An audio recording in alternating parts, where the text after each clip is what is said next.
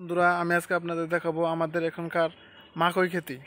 আমাদের এখানকার মাকই খেতি কি সুন্দর হয়েছে, আপনারা দেখতে থাকেন আমার ব্লগ। চারিদিকে মাকই ক্ষেত, মাকই ক্ষেত। বন্ধুরা দেখেন আমাদের এখানকার মাকই খেতে মাকই গাছ দেখতে পাচ্ছেন, বিঘায় বিঘায় মাকই ক্ষেত।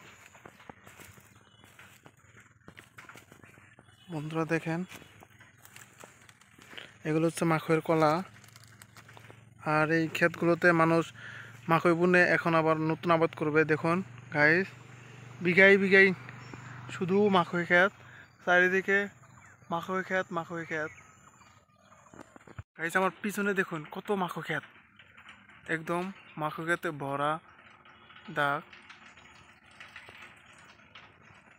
গাইস দেখুন একদম লাস্ট শুধু মাকই ক্ষেতে ভরা, বহুত মাকই ক্ষেত, বিঘায় বিঘায় মানুষ মাকই বুনছে।